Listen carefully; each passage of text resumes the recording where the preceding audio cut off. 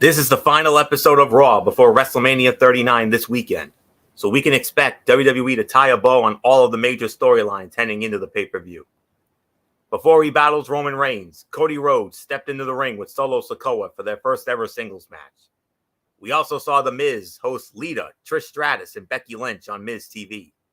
Brock Lesnar and Omos had a weigh-in, and a huge 8-man tag team match with the Street Profits, teaming up with Ricochet and Braun Strowman to take on the Alpha Academy and the Viking Raiders. Let's take a look at what happened on the go-home episode of Raw before WrestleMania. For this is Ridiculously Raw. Welcome, everybody, to Ridiculously Raw, the most must-see show on YouTube and Streaming.com today. I am your host, Anthony Florio, joined as always by good old MF, Michael Fletcher, the Phenom, Michael Bullock, and the First Lady of Talking Wrestling TXN, the one and only Twisted Angel, Didi Woodson.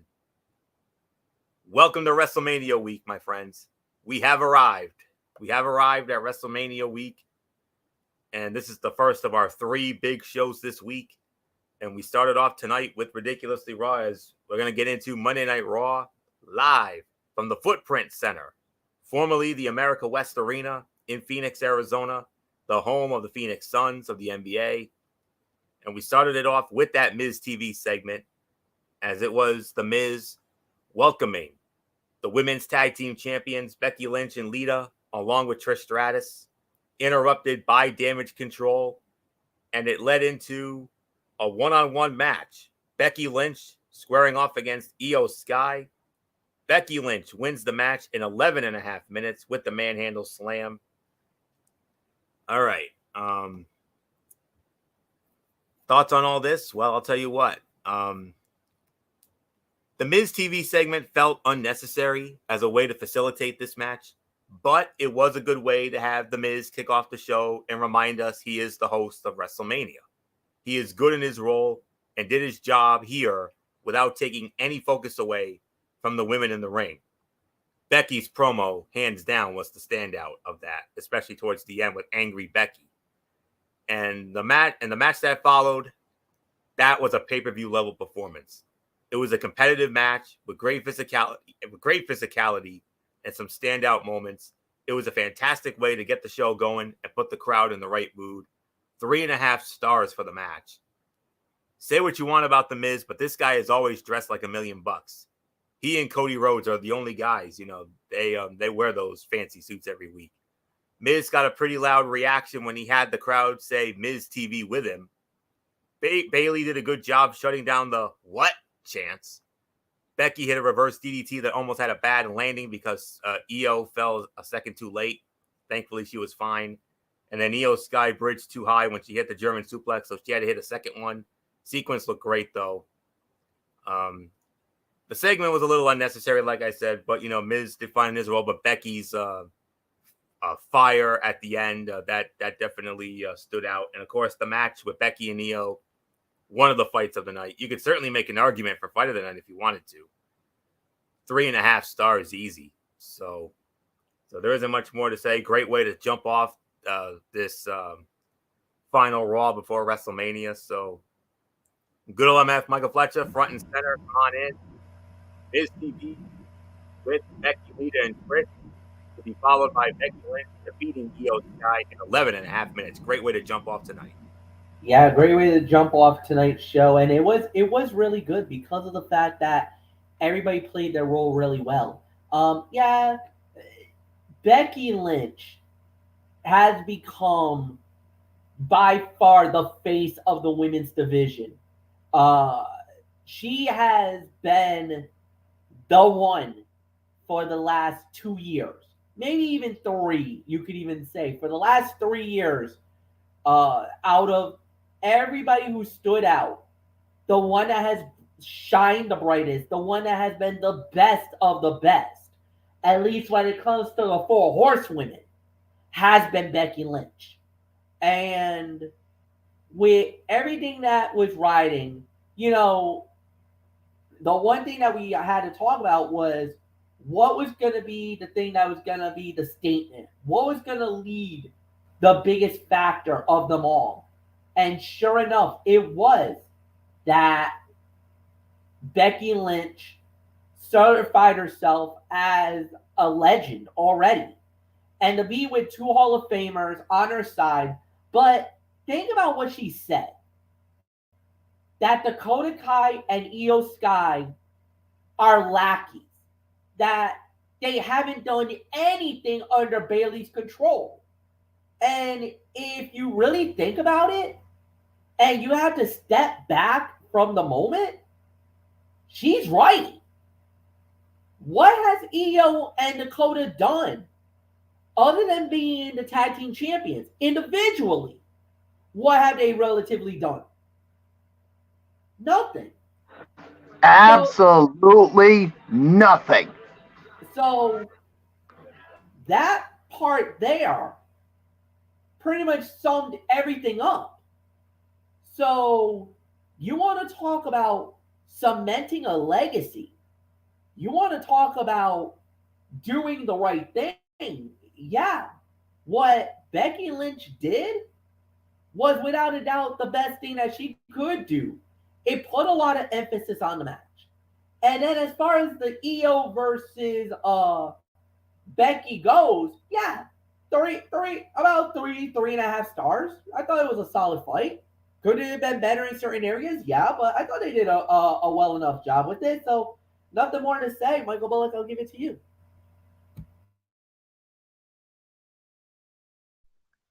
Yeah, this promo I thought it was good, but to me the MVP of that segment was Becky Lynch. I mean, everything she said. I mean, and I don't know about you guys, and me and Florio talk about this. She channeled her inner angry edge, but this was not angry edge. This was angry Becky, and what she said about Io, Sky, and Dakota Kai, what they've done. I mean, since coming up, I mean, yes, they've been champions, but what have they done since joining that? Besides that, they've been nothing more than Bayley's lackeys. I mean, can everybody agree with that? I know Fletch already said it. Florio, agreed. Dee Woodson.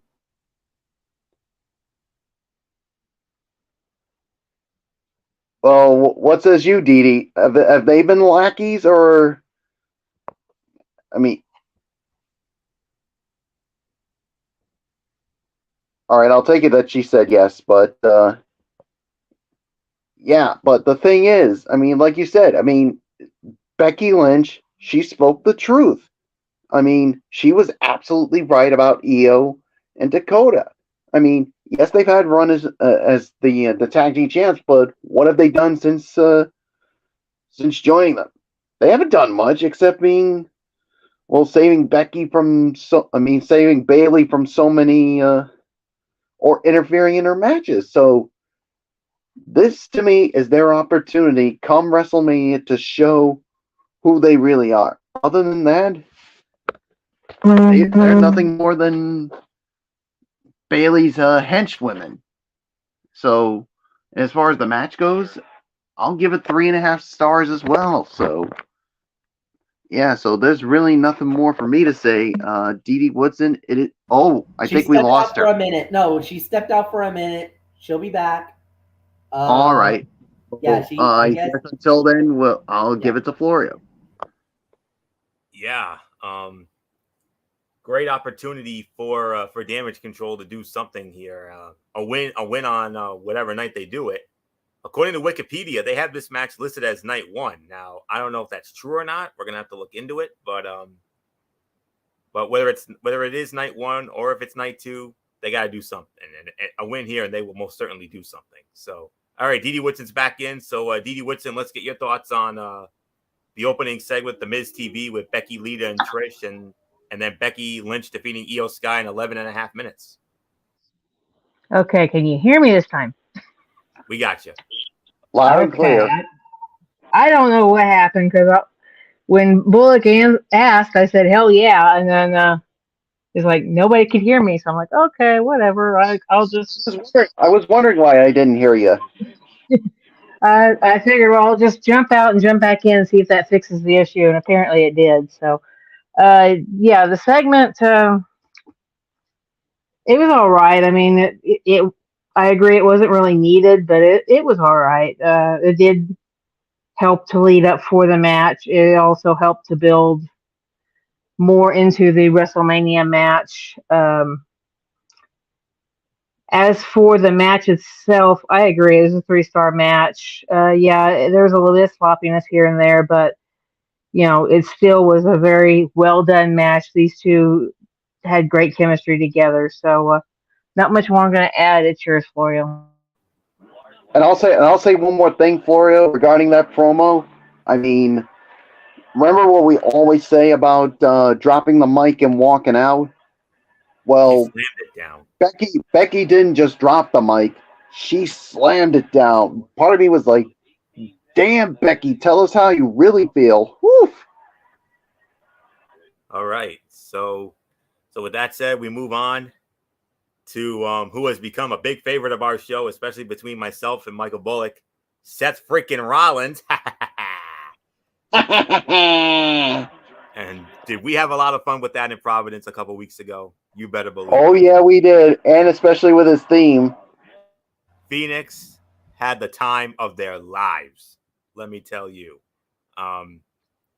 Where I'm getting at is, of course, Seth freaking Rollins had a match tonight, a dud enhancement match. Mustafa Ali, Seth Rollins winning 2 minutes and 10 seconds. Short and then a little more than a delicious squash, which doesn't help either man involved. All it did was bury Mustafa Ali. Everything they did looked good, but it wasn't enough. The small detail of Rollins mentioning how Ali was pursuing him in the U.S. title a few months ago as the reason why he didn't want to work with him was great. Continuity matters. Ali's new gimmick is weird. I kind of feel like it's a McMagma style character. Kind of felt like WWE was going to make him and Dolph Ziggler a tag team at one point, but it just led to Ali doing a watered down version of Bo Dallas and his Bo Leave and all that. The curb stomp Rollins hit in the corner was nuts, and Ali sold it like a pro. This was easily a dud, one of the worst fights of the night. But I ponder the question. I mentioned it to Bullock earlier during one of our legendary Raw chats, of course. What is Seth freaking Rollins' entrance going to be like at WrestleMania on Saturday night? All I can say is that there's going to be a lot of people in SoFi Stadium going, whoa. And I wonder if they're going to bring a choir, just like they did last year. Wouldn't surprise me if they do. So, oh my goodness, what is that going to be like? That is going to be something else. When Seth Rollins goes one-on-one with Logan Paul Saturday night, that is confirmed. It will be Saturday night at night 1 of WrestleMania because it's on Logan Paul's birthday. So, alrighty. So with that, let's move on. And then we had a lot of backstage stuff, and then we had the weigh-in with Omos and MVP. Adam Pearce was in there. Corey Graves was in there, and mine and Michael Bullock's favorite referee, Mr. Danilo Anfibio. Pompadour. Comes there in a pompadour. Yeah, you better believe he does. Boy, I felt for him. Yep. Omos weighed in at 410 pounds. We don't know about Brock Lesnar because Brock Lesnar never got weighed. Because he did what he always does, raised hell, but Omos got him again. So, another segment here. I told you it wasn't going to be anything special, to be honest with you. It was a waste of time because Omos already got the better of the beast in their last meeting 2 weeks ago, right here, and that's really all there is to say on that. So we're not going to waste any time on that. But we are going to get into this though. 8-man tag team matchup, which served as a preview of the men's WrestleMania Fatal 4-Way Showcase match. You had Braun Strowman and Ricochet teaming up with the Street Profits to take on Alpha Academy and the Viking Raiders. Braun Strowman, Ricochet, and the Street Profits win the match, 11 minutes and 25 seconds. MF, when you see a match like this tonight, and based on the talent that's in this match, there's no reason to believe. This is why I feel that the men's showcase match is going to be far better than the women's one. And the thing is that because of everybody involved in the matchup, and yeah, I think, like we said, it was a good 8-man tag. It was very well done, and it could have been better in certain areas. But I thought at the end of the day, it served its purpose. Now, how is that 8-man matchup going to look once we get there at Mania? Who knows? But I will say this: it was solid enough. So I'll give this about maybe 3 stars. It was a solid 3. Nothing more to say. Michael Bullock, it's yours.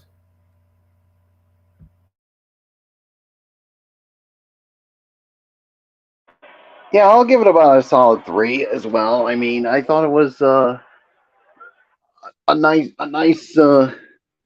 little match here. I mean, for this. So yeah, there's really nothing more for me to add on to it. So it's yours, Dee Woodson.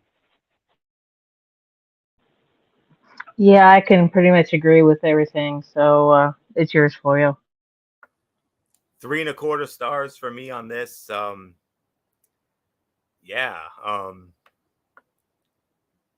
final few minutes of this were a lot of fun, but the match as a whole was the usual madness you would expect from a match with 8 people.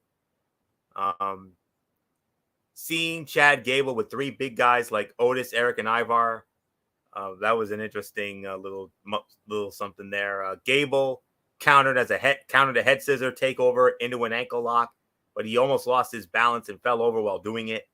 Montez Ford hit Chad Gable with a vicious chop at one point.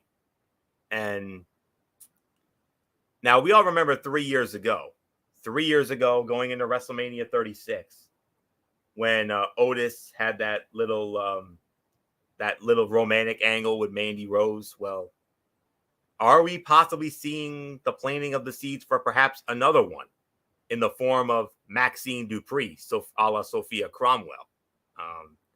First it was Mandy Rose, and now it's Maxine Dupree. Otis has something that gets the women to pay attention. So we got to definitely keep an eye on that come WrestleMania, no doubt about that. So 3.25, teetering on 3.5. Another one of the fights of the night for sure, no doubt about that. All right, next up, there are a lot of videos, a lot of promos, and the whole nine, but one that definitely was a standout here. The United States Heavyweight Champion, Austin Theory, cutting a promo in an empty arena.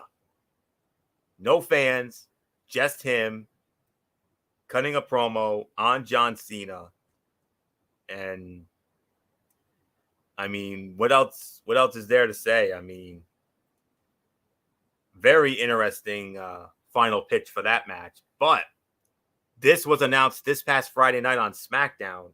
Michael Cole himself confirmed that Austin Theory and John Cena for the United States Heavyweight Championship is going to be the very first match of WrestleMania.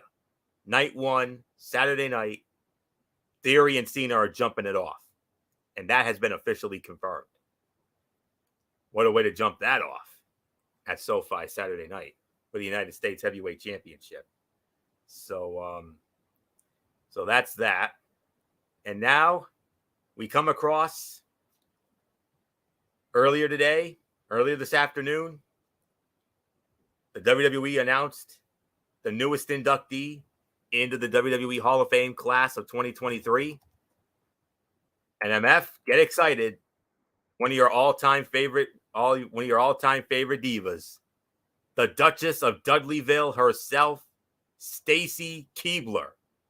Stacy Keibler, the newest inductee into the WWE Hall of Fame this afternoon. It was announced, and obviously she didn't win any championships.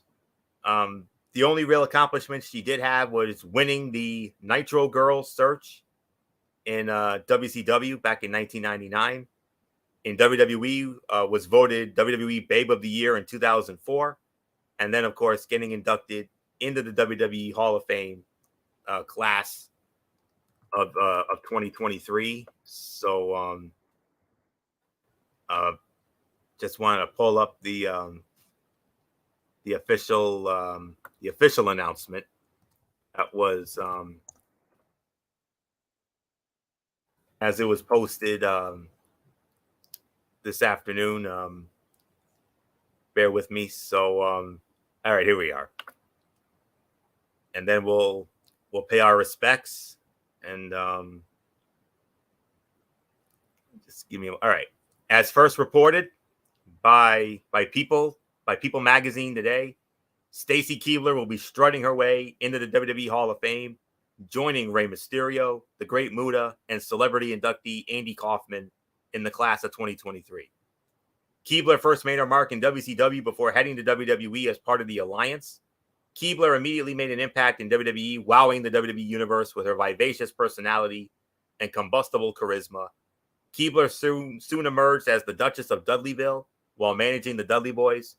Keibler went on to employ her services to several Ruthless Aggression talent, including Test, the late Andrew Test Martin, Big Papa Pump Scott Steiner, and even for Rosie and the Hurricane, where her alter ego Super Stacy soared in tandem with the superheroes.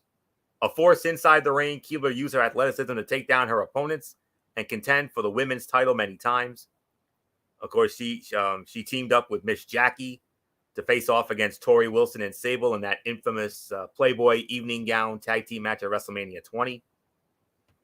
After leaving WWE in 2006, Keibler was frequently featured on magazine covers, placed third on the second season of Dancing with the Stars, and had prominent roles in the TV shows Chuck and How I Met Your Mother. So there's the story. Won the Nitro Girl search in 1999, Babe of the Year in 2004, and now she can call herself a Hall of Famer. So not much more to say here. I'm going to give it to the man who reported this, the first to report it, Michael Bullock. Phenom, come on in. You broke the story as part of our Talking Wrestling TXN News and Views Messenger chat, and it's only fitting we started off with you. Stacy Keibler, the newest inductee into the WWE Hall of Fame class of 2023, alongside of Rey Mysterio, the Great Muta, and celebrity inductee Andy Kaufman. I mean, there's no surprise about this. I mean, we've been hearing the rumors, we've been hearing the dirt sheets that Stacy Keibler was going to be inducted into the Hall of Fame, and now it's officially confirmed. And yeah, she was definitely one of the sexiest divas out there. I mean, especially whenever she entered into the ring with those long legs of hers. I mean, everybody was really gawking at it, but I mean, she had, and of course, some of the feuds that she had, especially with another Hall of Famer that she's going to be joining, and Tori Wilson. So, and I'm going to go on the record of saying this. I think Tori Wilson, to me, is going to induct Stacy Keibler into the Hall of Fame because, hello, Stacy inducted Tori into the Hall of Fame in 2019. So why not Tori Wilson to be the one to do the honor? So, yeah, and of course, like you said, with when she managed, obviously, Test, and of course, Scott Steiner, and yeah, I mean, all I can say is congratulations to Stacy Keibler for being inducted into the Hall of Fame, joining Rey Mysterio, the Great Muta, and celebrity inductee Andy Kaufman. So there's really nothing more for me to say. So Dee Woodson, it is yours. Because I mean, and I hope we get through it quickly because I know a certain someone here is going to have a lot to say about this. Yeah. You know, it is saying a lot for someone like her, or even Tori Wilson for that matter, to go from being the diva that they started out with in WWE to now being in the Hall of Fame, because we all know we all poo-pooed on all the gimmick matches that they used to have to go through. You know, the mud wrestling, the bra and panty match, all that crap. And now we've got the new uh, revolution with the ladies where they're actually now on the same level with the guys. So I mean, it's a lot to say that she went through all that and still made it into the Hall of Fame. And she's had a very tremendous career, both in wrestling and non-wrestling. So it's really great for her to be finally up there with all the other greats that are in the Hall of Fame. So yeah, I don't have much more to add. It's yours, Florio. Yep. Rumored. There were a lot of rumors, a lot of dirt sheets about it, and it was finally confirmed. Bullet confirmed it in our messenger chat this afternoon, and he called me up and informed me about it. And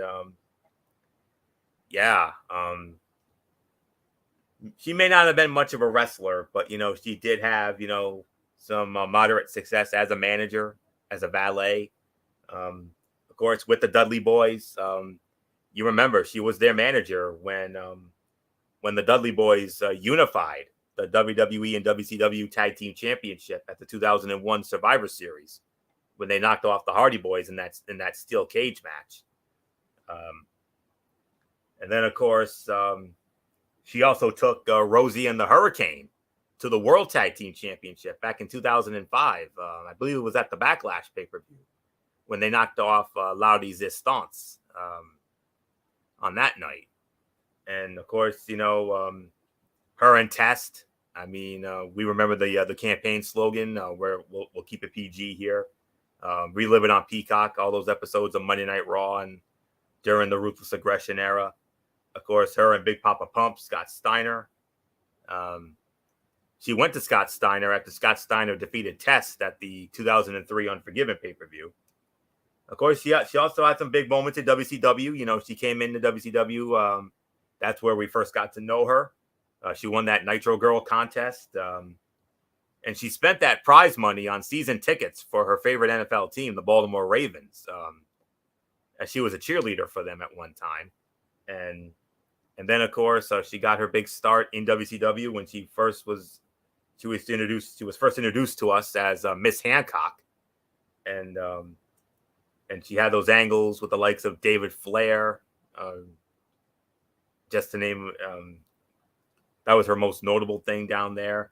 And then, of course, her big moment in WWE, part of the Alliance, and then, broke out and became one of the most beautiful women in the world. And of course, she did battle for a women's championship against Trish Stratus back in 2004 in a losing effort.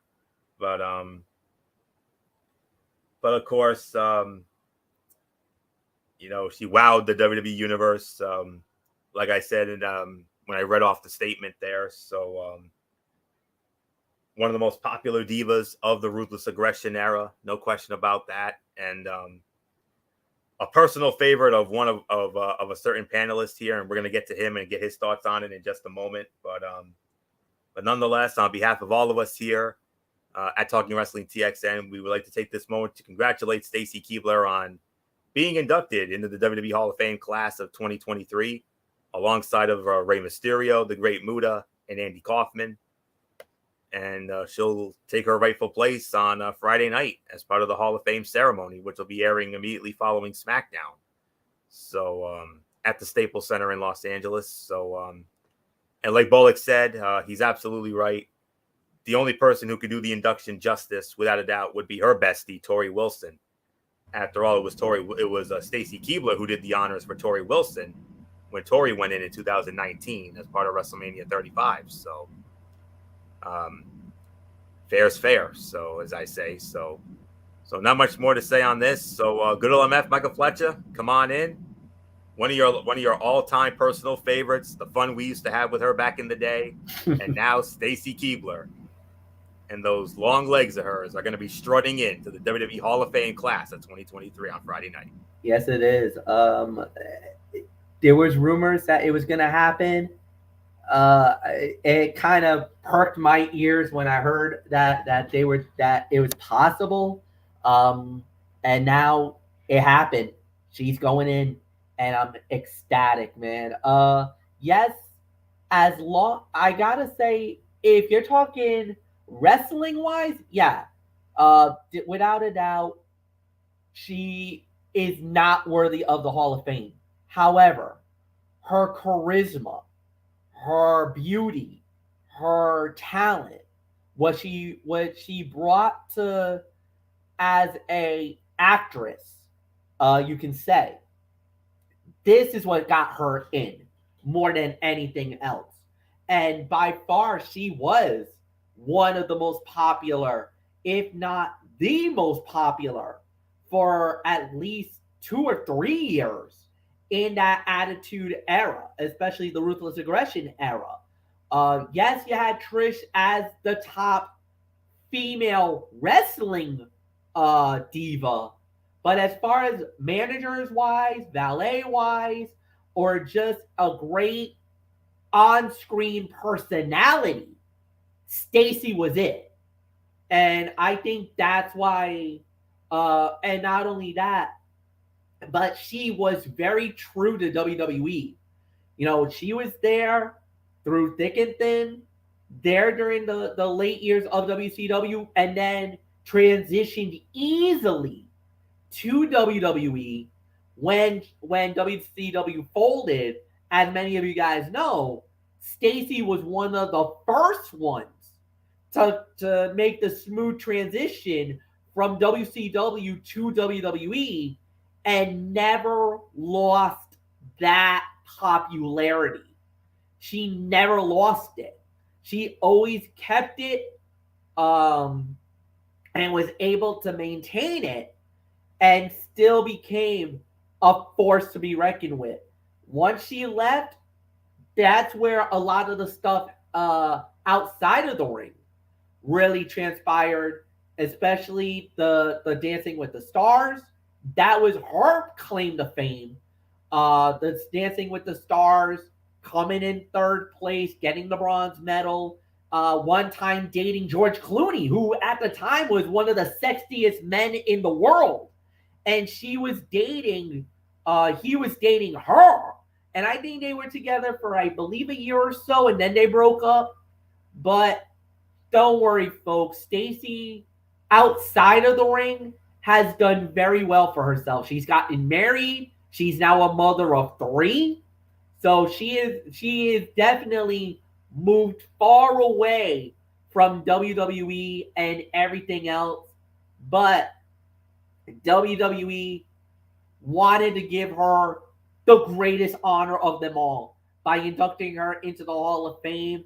And as a matter of fact, a statement was released by her through social media earlier today saying how she is humbled and honored over the induction of her being into the Hall of Fame, that she is choked up in tears and is very emotional and excited to be inducted on Friday in LA at Crypto.com Arena. And trust me, just as much as she was overwhelmed and excited, I know each and every one of us in our own way were very excited to hear the news of her being inducted, especially me. Yeah, I don't think it's there's no secret about my respect and my love for Stacy. She is one of the rare ones that I can legitimately say is one of my personal favorites. So to see her go into the Hall of Fame is definitely, I'm excited. And I cannot wait to hear her speech on Friday when she is inducted. Because I think we're going to hear a lot about not just her time, but I would like to hear the outside of the stuff, because every journey with WWE or every journey doesn't necessarily start with WWE. So I hope she does mention about the WCW years, about that thing with the alliance. And, of course there will be a nod to Tori, because I do believe Tori Wilson and her are the closest of friends. They are the besties. What you saw in WCW, or when they joined the alliance and they brought Tori and Stacy together, that is real. That was a genuine partnership that grew throughout the years. So I don't think there's anything more to add here. So congratulations, Stacy. Welcome to the Hall of Fame. And for me personally, I cannot wait to hear your speech on Friday night. Just me personally. So nothing more to say. Florio, it is yours. Yeah, it's going to be a moment for UMF. I know that for sure. Just like it was for me when I got to see my personal favorite, Trish, when Trish went in 2013 in Madison Square Garden as part of WrestleMania 29. And don't forget for Dee Woodson when Lita got her moment in the spotlight and was inducted into Hall of Fame. So each and every one of us has had that significant moment where one of our personal favorites has gotten into the Hall of Fame. I know you personally with Bret Hart and Ric Flair, the Horseman. For all four of us, the Horsemen. Oh yeah. For Bullock, the Undertaker.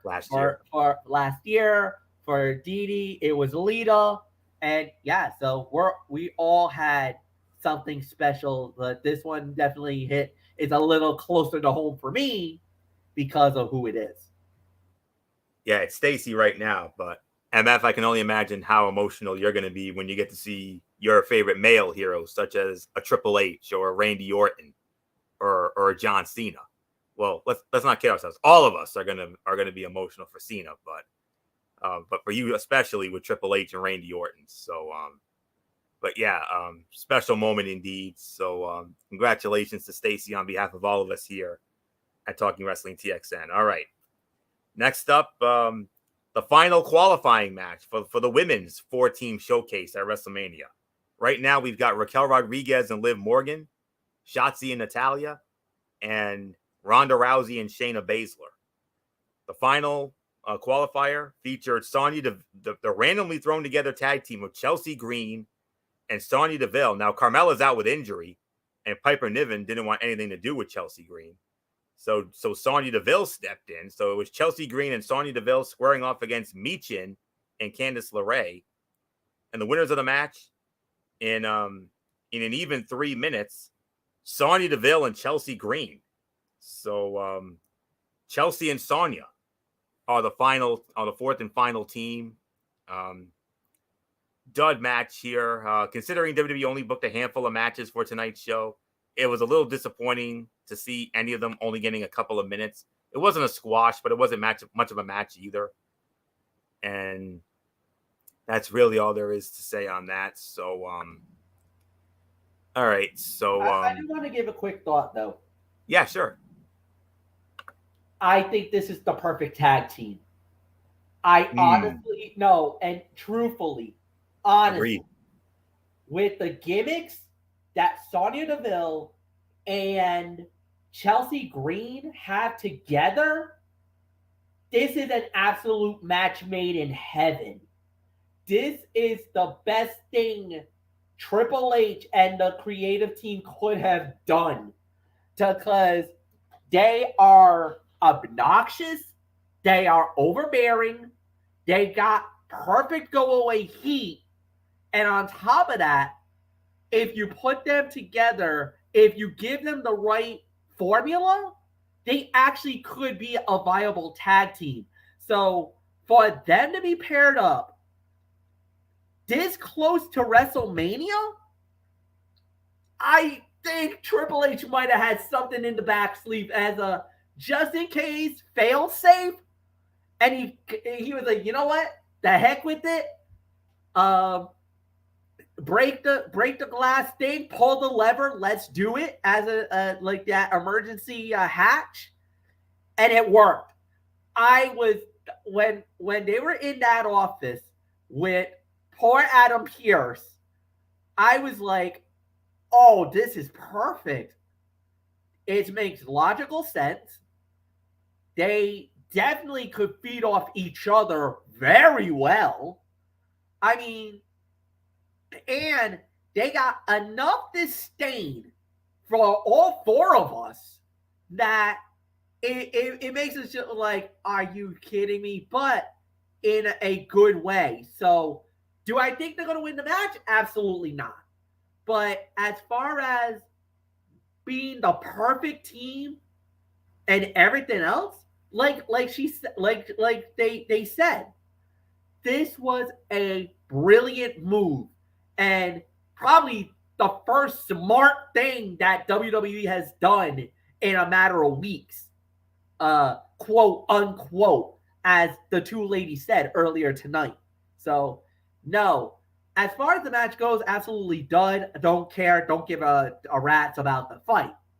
But this partnership definitely got my ears perked. And I would hope that they could actually parlay this past WrestleMania to maybe something special where they could definitely cause a lot of havoc in the locker room area. Not in a good way, but it would be entertaining enough, at least for me. I don't care about you three, but it would be entertaining for me, to say the very least. So, yeah, go ahead, Florio. Back to you. All right. So that's that. Then a lot more backstage stuff, and then our next up, it was Rey Mysterio squaring off against Damian Priest. Rey Mysterio wins the match via disqualification, 3 minutes and 10 seconds of television time. Now, MF, did you hear by any chance Dom speaking in Spanish during that little thing? Yes. Do you by any chance know what he said? Could you translate possibly? It basically has been the same rhetoric that he's been talking about how he's a deadbeat dad, basically how he thinks that he's gonna beat him at WrestleMania, and that, it's basically Dom running down his father right in front of the whole world and basically blasting him, saying that, that this is going to be the greatest moment of his life, beating his father at WrestleMania. That, so that's exactly what he was saying the whole time. That And let's not forget another thing that Dominic said that really went too far when he said, I wish Eddie was my father and that you never existed. Yeah. That, as far as the Spanish goes, it's basically exactly what he's been saying the whole time. How he was a deadbeat, how he was never there for him, how, how his heart is filled with the passion that, that he's ready for WrestleMania, that he's going to embarrass and destroy Rey Mysterio and the Mysterio legacy as well. So that he's the only Mysterio legacy that matters. So take that for what it's worth, folks. So, yeah. There's really nothing more to add. Yeah, because the match was a throwaway, which is disappointing. Yes, Didi? The question is, can he do it without the rest of Judgment Day being there? Well, as I said to Anthony on Friday, Balor will not be a factor because he's got because he's got to fight Edge in Hell in a Cell. Rhea will not be a factor because she's fighting for the SmackDown Women's title. The only person out of that Judgment Day that could be a factor is going to be Damian Priest. The only way you neutralize that is if the referee or somebody tells Dom You got to go on your own. Priest, get the hell out of here. You're ejected from the building. That's the only way, but we'll see. And don't forget Legado del Fantasma either. So Exactly. I don't think Legado will get involved. I hope they don't, because the thing is, I get it just in case, but I don't think Legado needs to be there.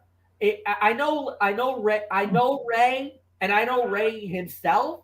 He would probably tell Legado, gracias mi compañeros, gracias mi amigos, pero no, stay in the back. Let me handle this. This has to be done between me and my son. We gotta iron this out. exactly. So obviously the match will be in NA, but it was fine. But it was the father-son drama that sold everything. The match between Ray and Dom is either going to be one of the best things on the card or one of the most forgettable. But it's going to be something really good, though. I still have a feeling about it.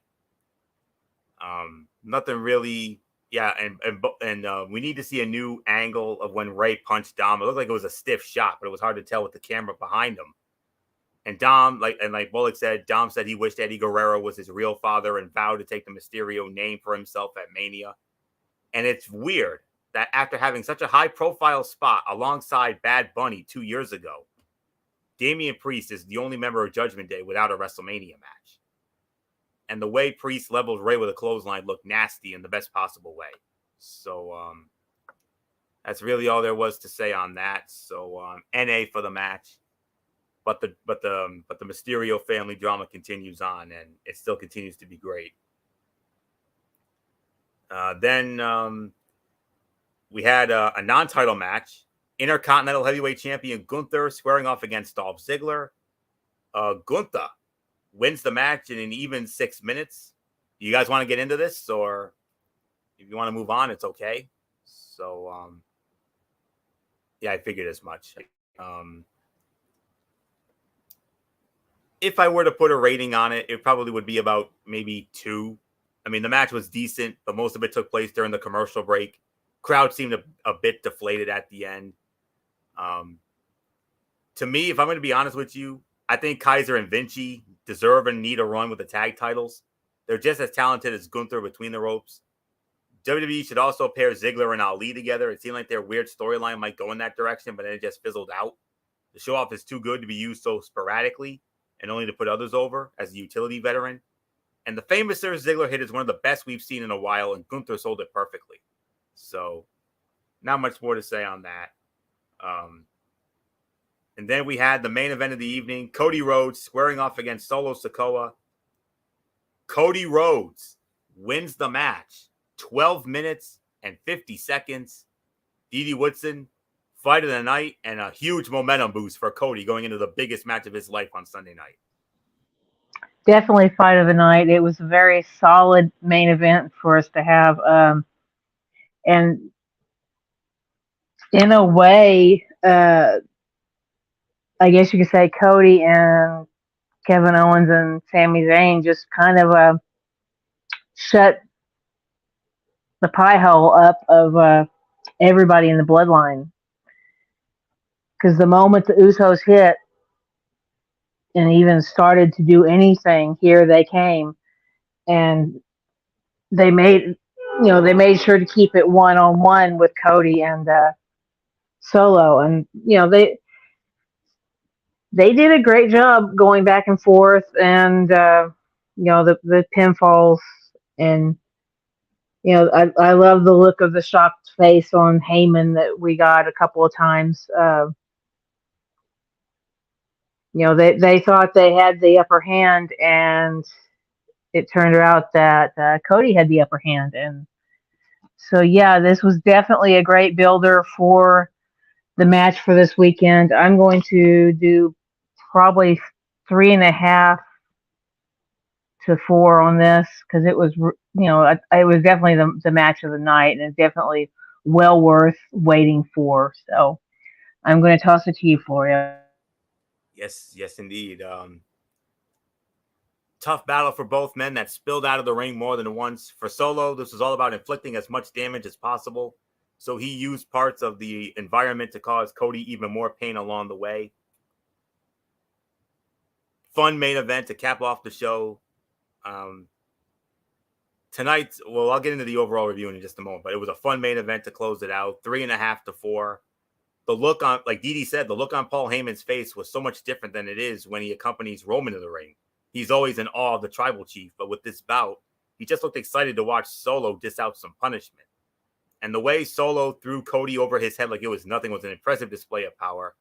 Solo has great facial expressions and knows how to play to the crowd. He's going to have a great singles run when he breaks away from the bloodline, especially if WWE keeps him with Paul Heyman or gives him another manager altogether. And the power slam Cody hit on Solo looked great.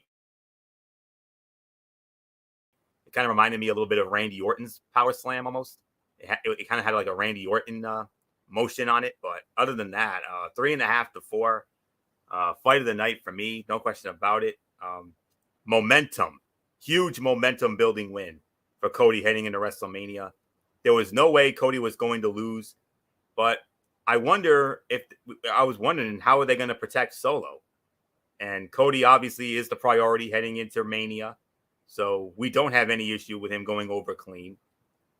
Though the broadcast team could have played it up as a bigger win over an unbeaten opponent rather than framing it as Cody surviving a roadblock. So, but a huge momentum building win for Cody Rhodes going into the biggest match of his life on Sunday night. So, but he has one more thing left to do, and that is that final face-off with Roman Friday night on SmackDown, which I felt was necessary and warranted, and I think that's going to be the final build, and that's going to be the thing that's going to really raise our excitement level sky high for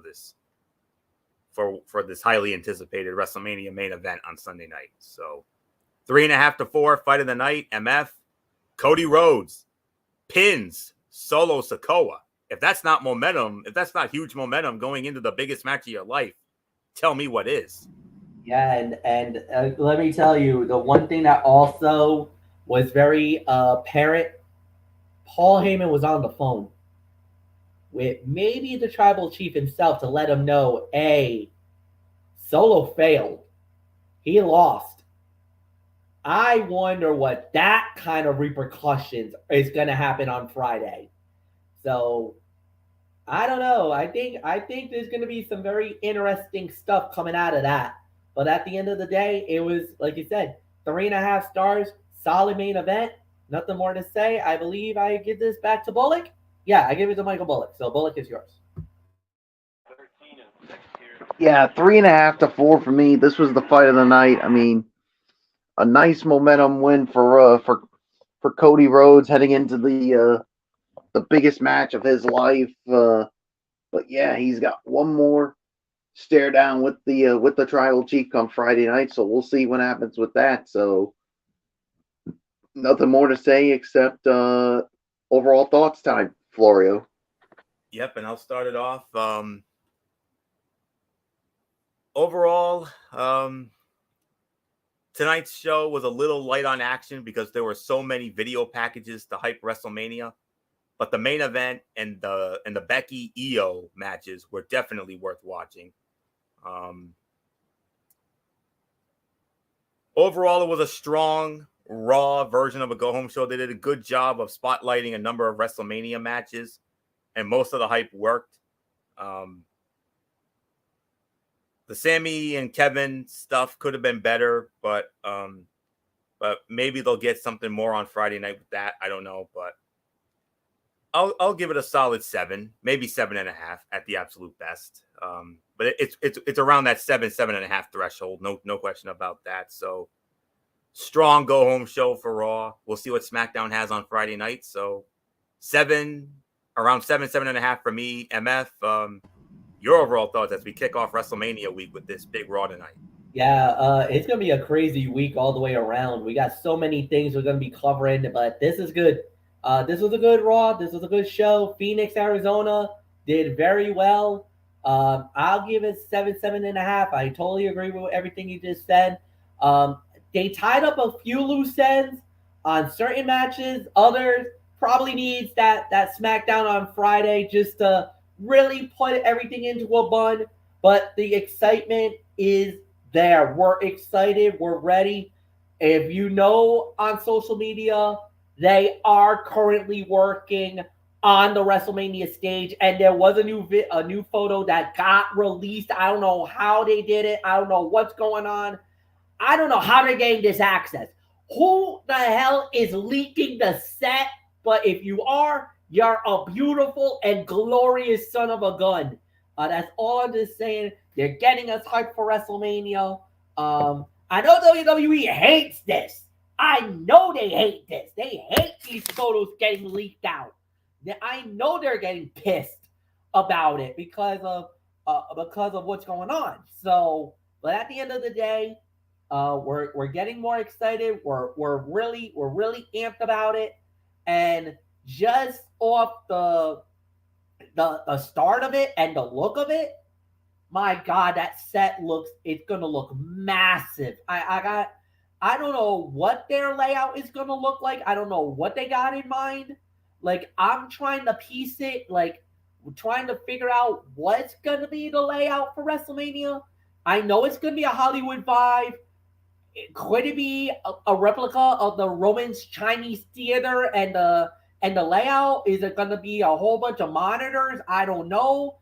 It looks like it's a steel structure. I know that much, but I think we need more before we can get anything. But right now, the way it's looking, oh my God, oh my freaking Lord. That's all I'm just saying. So, hopefully, either Thursday or Friday, we get the full reveal. That's traditionally when they reveal it. Sometime either late Thursday night or sometime at Friday night, maybe after SmackDown or after the Hall of Fame. I know in the past they've released it, so we'll see.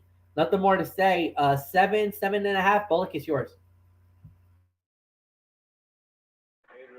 Yeah, 7.5 for me. I thought this was a good go home edition of Monday Night Raw leading up to WrestleMania. So I agree with everything you guys just said. So Dee Woodson, it's yours. Yeah, 7.5. But it was a really good show. Even though the 8-man tag, was kind of a dud.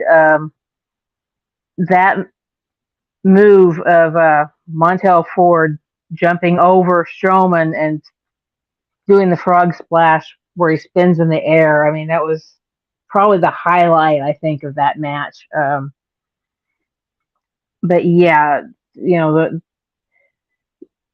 opening match and the main event, that was definitely the biggest things of the night. So we kind of bookended the show. So yeah, not much more I'm going to add. So I hopefully will see you all on.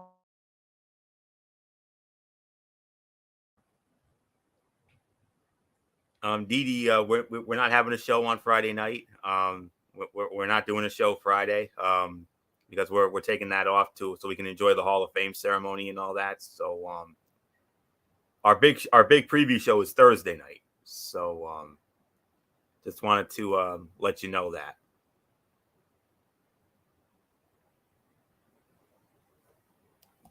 All right. So with that being said, give me a moment here. Yeah, my thing is a little goofier. All right. All right, we're ready to go here. Special edition of the Tony's Take Here and Now. It revolves all around Impact Wrestling. Of course, this past Friday night, we had the Impact Wrestling presented Sacrifice over on Impact Plus, and quite a few headlines came out of this. All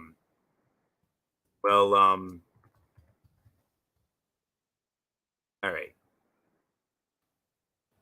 It took place this past Friday night from the St. Clair College in Windsor, Ontario, Canada, on Impact Plus, and we were supposed to have a match with Mickey James and Jordynne Grace for the Knockouts Championship, but Mickey announced that she sustained an injury and would be unable to compete at Sacrifice, and the title situation would be addressed at the event.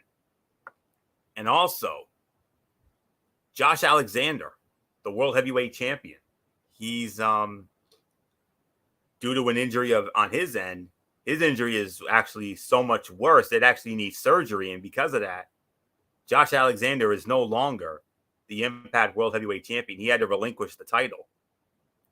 And at the Sacrifice event, Steve Maclin and Kushida are going to go one-on-one. And the winner of that match between Maclin and Kushida at the Rebellion pay-per-view on April 16th, he will be the new Impact Wrestling World Heavyweight Champion. The title is vacant, and those two are going to battle it out to determine the new champion. And I'll try to explain the Mickey situation momentarily. Okay.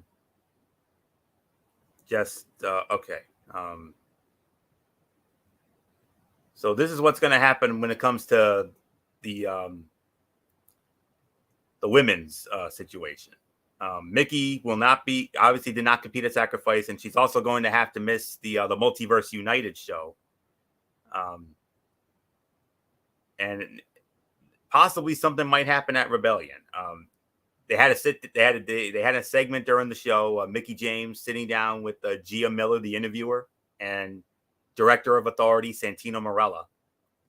And Marella announced that Jordynne Grace will take on the winner of the scheduled match at Multiverse United between Deonna Purrazzo, Giselle Shaw, and Miyu Yamashita at Rebellion. The match at Multiverse United was slated to be a fatal four-way match with Mickey defending the title. If Mickey is cleared for Rebellion, she'll defend in a triple threat match against Jordynne Grace, along with either Deonna Purrazzo, Giselle Shaw, and Miyu Yamashita. And if not, then we don't know. But that's the plan as of right now when it comes to the women's championship situation. But let's break it down. The results of Sacrifice from this past Friday night are as follows. 2 pre-show matches. First, it was Bhupinder Gujar squaring off against Eddie Edwards.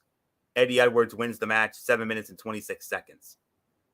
One half of the Knockouts Tag Team Champions, Kylan King with Taylor Wilde in her corner, squaring off against Rosemary with Jessica in her corner.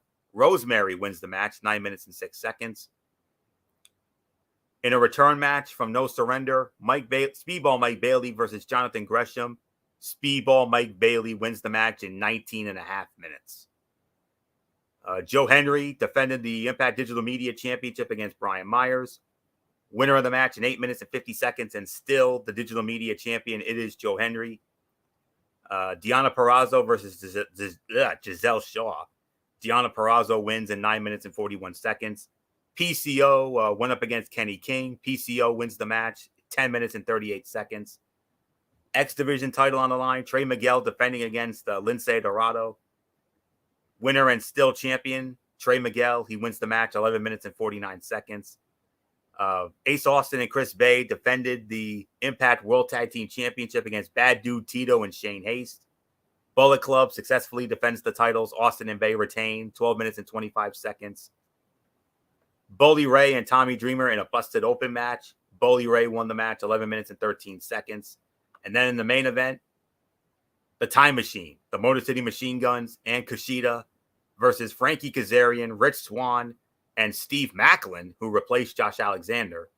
Time Machine wins the match 21 minutes and 55 seconds. So there's the story. Now, I got to tell you something here. Tasha Steelz got involved in the women's match, but the busted open match featured the returns of Scott D'Amore and a special appearance by former member of the Detroit Red Wings, MF. You remember Darren McCarty? He got involved in this thing. So, so that's the story from Sacrifice. Now, let's preview the big event coming up this Thursday night as part of WrestleMania week. It's called Multiverse United, Only the Strong Survive. It'll take place this Thursday night at a very special start time of 11 p.m. Eastern, because it's going to be in Los Angeles, of course. It's going to be via West Coast time. This Thursday night from the Globe Theater in Los Angeles, California, there's going to be a very special live edition of Impact Wrestling that's going to get you ready for that show. And this is going to be their version of the Forbidden Door. This is going to be co-produced not just by Impact Wrestling, but also with New Japan Pro Wrestling. And MF, if you want to, chime in on any of this content here, feel free. Considering how much we all know you follow New Japan religiously. Pre-show match, we got Yuya Uemura squaring off against Gabriel Kidd. I would go with Uemura in that one. All right. Some changes were made, like I mentioned. Unfortunately, Will Ospreay is no longer going to be available. Will Ospreay is not going to be fighting Speedball Mike Bailey. That's the bad news. But MF, if you want good news, I got some big-time good news for you. New Japan found a more than adequate replacement for Mr. Ospreay to take on Speedball Mike Bailey. Speedball Mike Bailey is going to be squaring off against one of MF's all-time favorites in New Japan, Hiroshi Tanahashi. This is a big announcement, without a doubt, and I know a lot of the New Japan fans are going to be excited. Impact Wrestling, get ready, because you got one of the big three in all of New Japan. There's certain guys that has really revolutionized New Japan in the last, I want to say 10, 15, 20 years. Hiroshi Tanahashi, the John Cena of New Japan, is without a doubt the guy that is definitely become a big name. Of course, unfortunately, Hiroshi Tanahashi, the last time he fought was not successful, losing to his old rival, his old nemesis, Kazuchika Okada. That was actually at the show in LA. It was actually in San Jose, where that was for the IWGP World Heavyweight title. Speedball Mike Bailey, yes, you're not fighting Will Ospreay, but you got yourself one hell of an opponent to deal with now. You got elevated, my friend. You went from a really good rising star to literally one of the greatest in New Japan today. Show Steeler potential. Oh, without a doubt. Show Steeler potential. So, Speedball Mike Bailey versus Hiroshi Tanahashi. I got to go with Tanahashi. So, Jeff Cobb's going to go one-on-one with Moose. I got to go with Moose on that one. A six-way scramble match for the Impact X Division Championship. The champion, Trey Miguel, will be defending against Clark Connors, Frankie Kazarian, Kevin Knight, Rich Swann, and Rocky Romero. Got to go with Trey Miguel. I actually have to disagree, and I'm actually going to go with Frankie Kazarian. I think Frankie wins the belt here. Okay. Oh, this is going to be an MF special. The Strong Openweight Championship. Kenta is going to defend against Minoru Suzuki.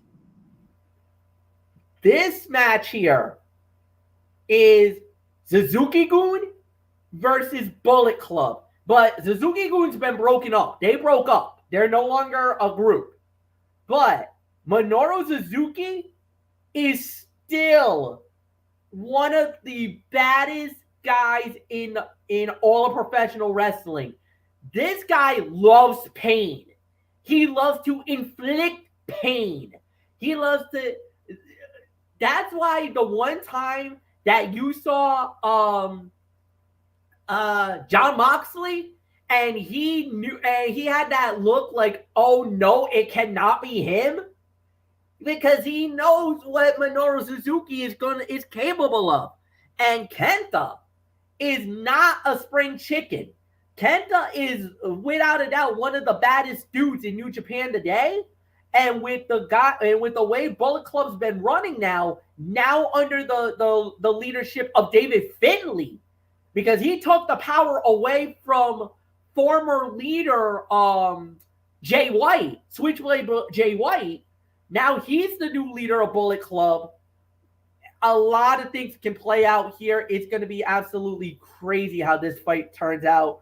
But I got to go with Kenta. I think he's going to win the title. Well, successfully defend it. Yes. Right, I'm right there with you. Fatal 4-way match for the Impact World Tag Team Championship. The champions, Bullet Club, Ace Austin and Chris Bay. They're going to be defending against Aussie Open, Kyle Fletcher and Mark Davis. The Motor City Machine Guns, Alex Shelley and Chris Sabin. And TMDK, Bad Dude Tito and Shane Haste. So I got to go with Austin and Bay. I think they're the hot hand right now. So hot hand, yes. However, with an event like this, I'm going to go with Motor City to win the belts back. I kind of feel like they're really grooming them to get some big pushes now. And I do believe that Motor City is going to win this. So I'm going to go for Motor City Machine Guns to win the tag team titles. I think history will be made. Okay.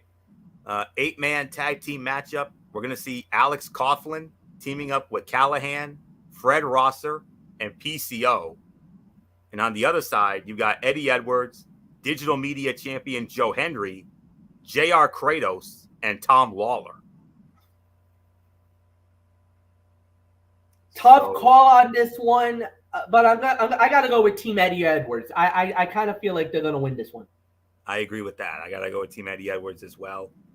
And finally, a 4-way match to determine who will be added to the Impact Knockouts World Championship match at Rebellion. Jordan Grace will await the winner, maybe with Mickie James. I don't know. We'll see. But it'll be the virtuosa Deonna Purrazzo versus Giselle Shaw versus Masha Slamovich and versus Miyu Yamashita. So right here, I think I'm going to rule out Shaw. Yeah. I don't know about Yamashita. It's got to be either Purrazzo or Slamovich. And considering the role that she's been on lately, especially winning the GCW World Championship, I got to go with Masha Slamovich. I was about to say that, and Masha is going to be a very busy girl because she also has a GCW title defense coming up at WrestleMania weekend as well. So she's going to be pulling some double duties coming up this weekend. I think the GCW fight is actually, I want to say, actually, let me get back to you on the GCW one. But I do know she's got to defend the title this week. I don't know if it's tomorrow night or Wednesday night. But I know it's one of the two nights that she has to put the title on the line. I think it's tomorrow night, as a matter of fact. But like I said, I'll get back to you. All right. So with that, just want to make sure the usual start time for our remaining shows this weekend, Matt. Yes. So 10:30 Wednesday and 10:30 Thursday. Yes. Now the Thursday show, are you hosting that or am I hosting that? How do you want to do it? Do you want to take it or do you want me to take it? It's up to you. Whatever. Well, I could do both. I can host it. That's no problem. That's true. Thursday, that's usually TXN Sports World, and that's usually my show. So, all right, that's fine. So I'm thinking I should probably take the reins on this one. All right, I'm good with that. And but you'll definitely be running the WrestleMania recap shows. Those are your bread and butter there. We got to figure out what we're doing with that, but it's the classic case of we'll get back to you, friends. That's all there is to it. We're gonna get back to you. So all right. So with that said, that will put the bow on this WrestleMania week edition of Ridiculously Raw. We want to thank you all so very much for tuning in. Of course, our WrestleMania week coverage continues Wednesday night, 10:30 over on MF's channel, Brace Fan 95. Wednesday Night Madness, hosted by good old MF Michael Fletcher, as we will have our review of NXT, the final NXT before Stand and Deliver. We'll also review AEW Dynamite. And MF, you got a twofer when it comes to the Mikey's mindset. You and I are going to be recapping RWA Cash is King that we went to last night, and then on top of that, you'll also be previewing the Ring of Honor Supercard of Honor. Yes. So, like you said, it's going to be pretty busy. Yeah. And then Thursday night, instead of TXN Sports World, it will be a very special edition of Talking Wrestling TXN, as we are going to be previewing both NXT Stand and Deliver and the 2-night extravaganza WrestleMania 39. As far as the recap shows go, we'll come up with a game plan. As soon as we come up with one, we'll get back to you. Keep an eye out on our respective social media outlets for it. So that's it. So until Wednesday night, for Wednesday Night Madness, Anthony Florio here for Good Old MF Michael Fletcher, and of course in spirit the phenom Michael Bullock and the First Lady Dee Woodson. You know the routine, everybody. Thumbs up. Talk to you later. Yeah, throw the Fortune 4 style. Bye for now, my friends. God bless. Be good to each other. Have a blessed couple of days, and until Wednesday night, for Wednesday Night Madness, you've been watching this WrestleMania week edition of Ridiculously Raw right here on the Zone 25 on YouTube and Streamy.com. And remember, my friends, no matter what anyone tells you beyond anything else, and especially this week, wrestling is indeed actually real. For everybody who's been a part of this one, for now, Anthony Florio, so long, and bye, everybody, bye.